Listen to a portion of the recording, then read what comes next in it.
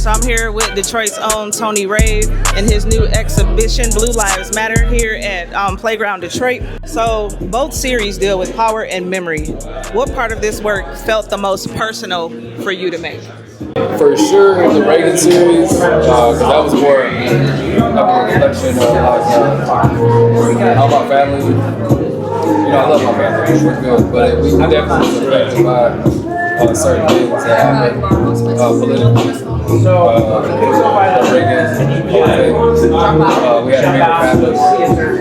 things like that. So this is just me kind of taking something very serious and being playful. You know what I mean? Trying to make the best out of it in a respectful way. I love that. Last question for you. If someone leaves this exhibition thinking differently about imagery or authority, what do you hope really sticks with them? What I hope really sticks with them? Yeah. I just hope that people can be compassionate and really see the reality. You know what I mean? At the end of the day, stories need to be told. So this really is just a story.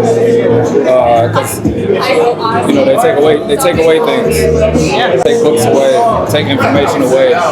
So it's up to us to continue these stories, and that's all this is right now. Just continuing to put these stories out. What up, man? Oh, look at this. We got Sheefy McFly Crash in the interview. Let's go. Sheefy McFly, you feel me? Shout out to Tony Rave, shout out to the Playground Detroit, you feel me? We in here. Yeah. What up, though, baby? All right, thanks again for your time. Yeah, all day. All day. I appreciate you. It's nothing but love. Keep doing your thing, and I'm going to be here to support. All day. Appreciate you. God bless. Ladies and gentlemen, the one and only Tony Rave. Thank you.